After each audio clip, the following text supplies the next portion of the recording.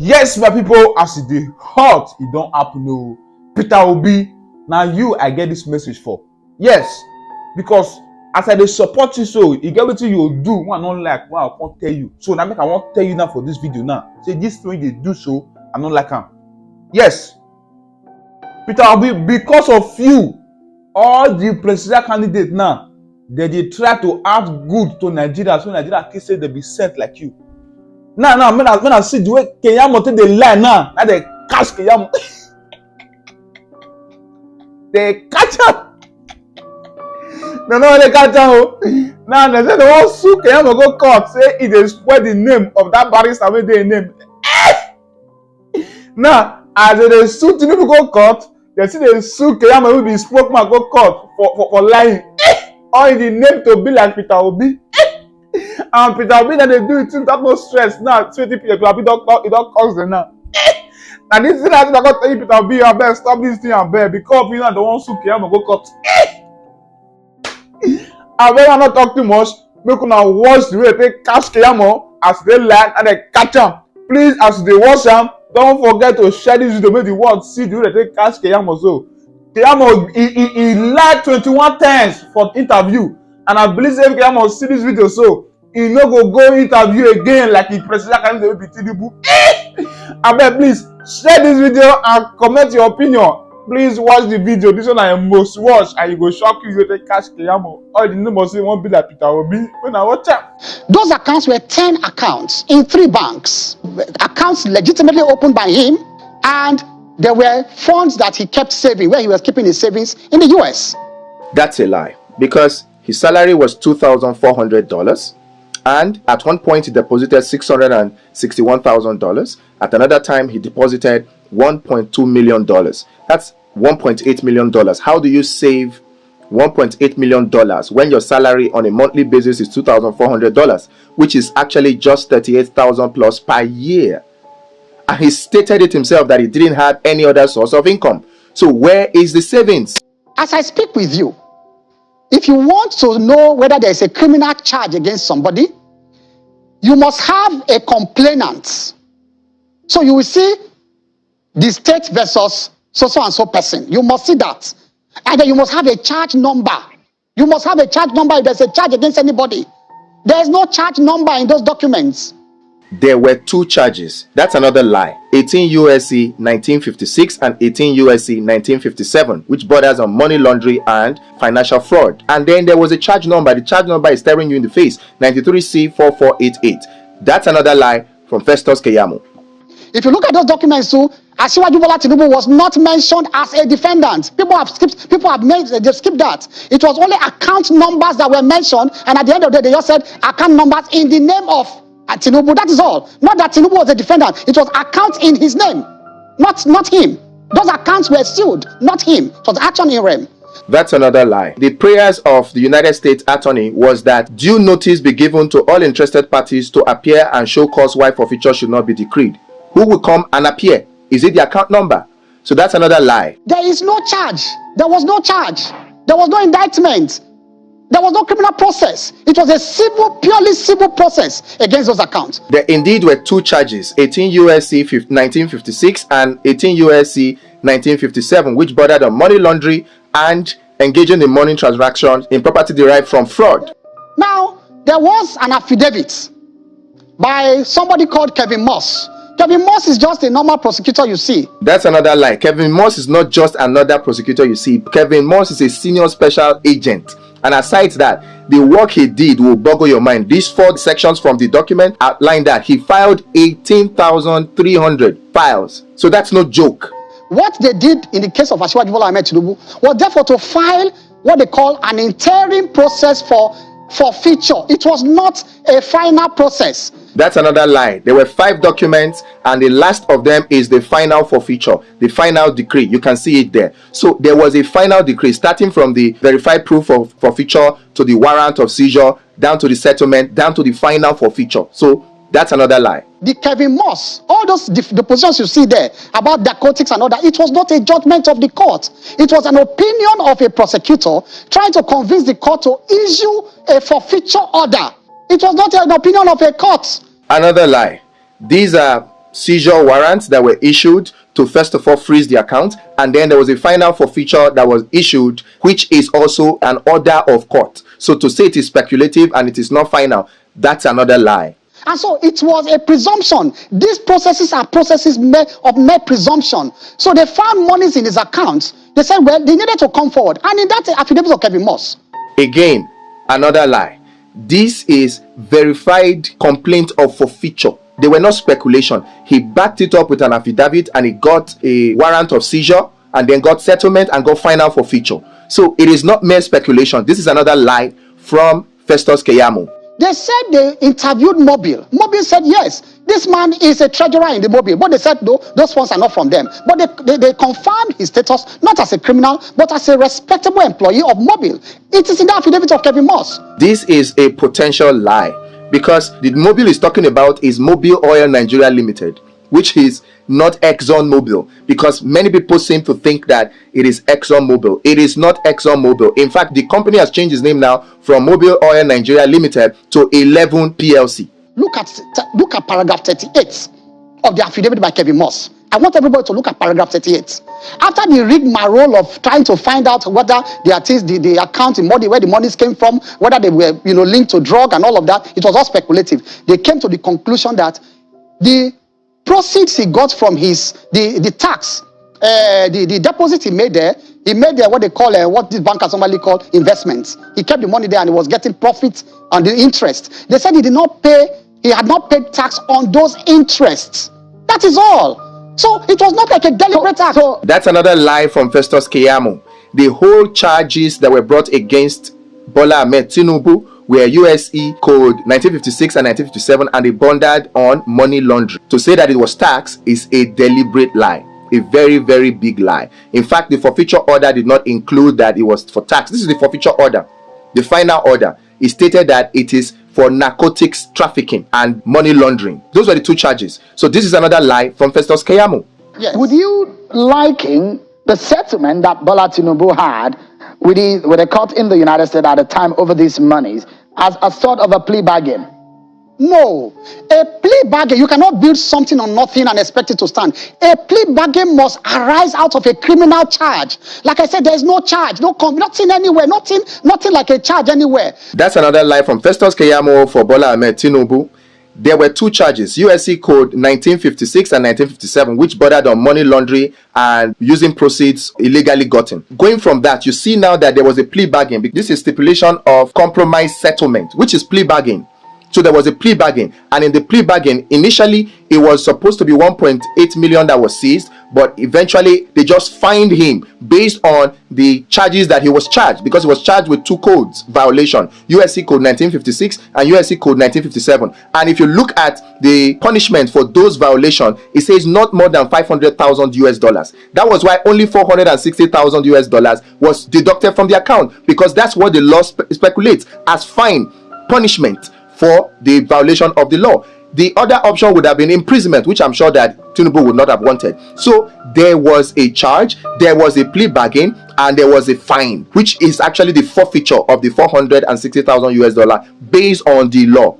You established that there was a forfeiture, but if there was a forfeiture that was made, and that kind of forfeiture is still subsisting, and it has a criminal nature that has not been set aside up to date. No. A forfeiture, you see, that's why I said you should take a paper and a biro. This is a lecture class for you. A forfeiture is not something hanging on your neck. It's a permanent settlement, and everybody, you will shake your hands and go your way. The forfeiture in this case, which proves that this is another lie from Festus Keyamo for Bola Ahmed Tinubu, the forfeiture in this case is based on code violations for 1956 and 1957. The punishment for it is either fine of not more than $500,000 or imprisonment. And so Bola Ahmed Tinubu was given a fine, which is the forfeiture settlement that he got, and it was $460,000. There was a forfeiture, which is actually a fine based on the two charges that were brought against him. I refer you again, paragraph 6, page 2 of the settlement signed. In that paragraph 6, they were even begging Asiwaju. They said that, look, Please don't proceed against us again. This is a final settlement between us. Go your way, we go our way. That's another lie from him, from Festus Keyamo. Festus Keyamo, as a senior advocate of Nigeria, knows that there is always indemnity clause in such plea bargains to prevent you from saying, or your children from saying, oh, the money that was seized from you was actually responsible for the death of your relative, and so they want to sue because of that. It's just an indemnity clause. That is usual. In fact, not only for plea bargains, that it's normal. So coming to say that they were begging him, that was just a blatant lie. Out of the 10 accounts, it was only one account, the one in Heritage Bank, that they took $460,000 as their tax on his interest, as tax on interest, that he benefited from the deposits he made, that the investments he made in those accounts. $460,000 was forfeited. And it was forfeited with respect to violations of USC Code 1956 and USC Code 1957. It's clearly stated here in black and white. It has nothing to do with tax. And if you go into details of what the punishment is for Code 1956 and 1957, you will see that it is a fine of not more than $500,000 or prison time. And so $460,000 is less than $500,000. That was the fine. That was the forfeiture punishment for Bola Tinubu for the violation of these two codes. So it's a punishment. The forfeiture was a fine that he actually paid. It's not tax. There was nowhere that it was stated that the $460,000 was for tax. And Keyamo knows this. So he blatantly lied to deceive Nigerian public just to protect and defend Bola Ahmed Tinubu. The NBA should sanction him for this action. This cannot be negligence. This is just blatant lie.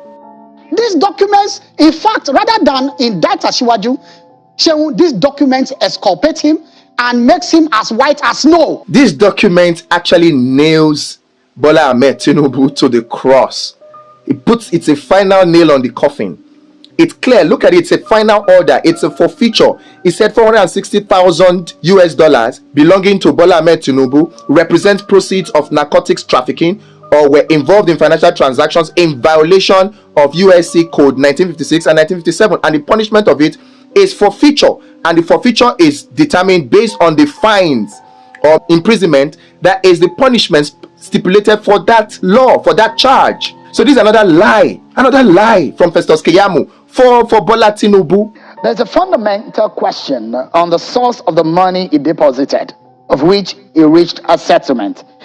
Has he given a satisfactory explanation of the source of the funds? Well, thank you so much. Now, at that point, the burden was on the prosecution in the US, or from the states in the US, to prove that the funds were proceeds of narcotics. Now, that is, if you look at paragraph, I want you to go to paragraph 2 of the affidavit of Kevin Moss. He kept saying that it was his reasonable suspicion. It was like probable cause, probable belief. It was speculative. All it was speculative. They had not come to a definite conclusion. That's another lie for Tinubu by Keyamo. They came to a definite conclusion, and that's why there was a forfeiture decree, a final one. And the charge there, you see it there, it is in violation of USC Code 1956 and 1957. You go to a new land, you go to a new place abroad. Any Nigerian you see, especially from your own tribe, they become like brothers to you. You associate with them. You visit them. You may do 1 or 2 transactions. You may not exactly know what they are involved in. You may not know what they are involved in. It happens to all of us. And you can see that the whole of that investigation actually touched on 2 or 3 Nigerians. So let me admit that had nothing to do with Asiwaju. And I don't want to mention their names here. People should go and read it, because they have families in Nigeria. The other Nigerians, two of them, who were actually linked to narcotics. One of them was actually arrested. That one made confessional statements and confessed another Nigerian as the one involved. But that principal suspect, read that affidavit, never mentioned the name of Asiwaju. What happened? Asiwaju went to open an account. The address by which he opened the account was an address already, used by these people. I think some block of flats. Maybe he happened to be in that block of flats too. So they now linked it to say, oh well, these other people they were investigating for narcotics, they are in the same address used by Asiwaju to open that account. So that is what is there. I cannot deviate from it. That's another lie, because Bola Tinubu himself said he knew these people and he opened the account. The company he had access to had these people as shareholders. So that's another lie. Look at these documents. Section 137 of the Constitution 1D, subsection 1D. which says that a person under a sentence of imprisonment or fine for any offense involving dishonesty or fraud by whatever name it's called, or for any other offenses imposed on him by any court or tribunal shall not be qualified to contest for the office of the President of Nigeria. In view of the forfeiture and the settlement that Bola Tinubu had in the United States, as a senior advocate of Nigeria, what are the legal implications of that circumstance, considering the Section 137, subsection 1D of the Constitution?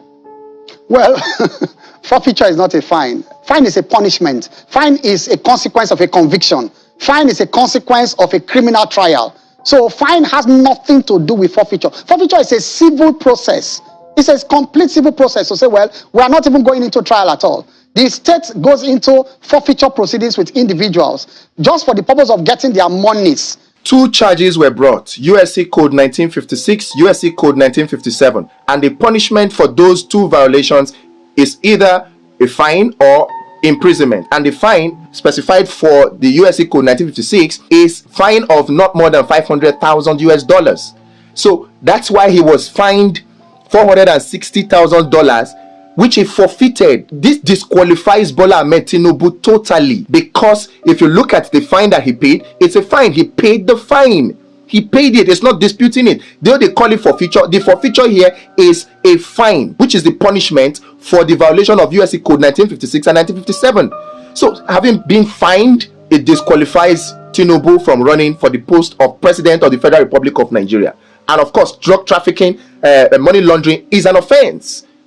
It's an offense. Engaging in monetary transaction in property derived from specified unlawful activity is an offense. So Bola Tinubu must be disqualified. You have, at that point, he had not fulfilled his financial obligations regarding the deposits that were made there and the interest on those deposits. And so they said, well, you know what? Out of these 10 accounts, we are going to take our interest. That's a blatant lie. Where do you see interest in the order here? This is the final order of forfeiture. It says that funds in so-so account to the amount of $460,000 US in that account in Heritage Bank belonging to Tinubu represent proceeds of narcotics. Where did it say tax? And were involved in financial transactions in violation of USC 1956 and 1957, for which the punishment is a fine of not more than $500,000 US or prison time. So which of these have to do with tax? That's another lie, another blatant lie from Festus Keyamo in defending Tinubu. Forfeiture is that, look, this thing we think is our tax. Look at paragraph 38 now. They say it's tax. What belongs to them, they are just taking out, so you can go. They just took what belongs to them. So, paragraph 38 has nothing to do with the order of forfeiture. The order of forfeiture was for narcotics trafficking and money laundering, USC Code 1956 and 1957. So that's another lie from Keyamo, saying that it was for tax. It was not for tax. Paragraph 38 has nothing to do with the final forfeiture order. This is the final forfeiture order we're looking at here. The same document that Festus Keyamo has, which he said he has read over 10 years ago, and he's a son. I have read this for less than a week, and I can see and understand this in clear, simple English. This proves that Bola Tinubu stands disqualified. He stands disqualified. We must take this to court, and we will. Tafa Balogun, at his level of the IG of police, now wrote an official letter to the United States, to the embassy in Lagos, to say, can you give us a response, the Nigerian government a response, as to whether Asiwaju was involved in any of such, issues. There was, therefore, sometime investigation. They contacted the FBI in the United States. And then the FBI, supplied the information to the embassy in Lagos. And then the Michael Bonnet wrote back to the Inspector General of Police, Tafa Balogun, and said, look, we have official confirmation from the United States that there was no criminal indictment, no conviction, no criminal charge against Asiwaju Bola Ahmed Tinubu. Now, that's another lie, because this is the letter that you are looking at in front of you. What it says is that they have checked their FBI database and there is no arrest record, no criminal arrest record, no warrant, no warrant for Tinubu's arrest. That was what he said. He did not clear Tinubu of any criminal wrongdoing. He just said that there was no criminal arrest. And of course, nobody is saying that there was a criminal arrest, because there was a plea bargain. He was even here in Nigeria when all these activities were going on. So he couldn't have been arrested from Nigeria. He was fined based on the laws that he violated, the USC Code 1956 and 1957. So using this letter to say he was cleared, that is a lie.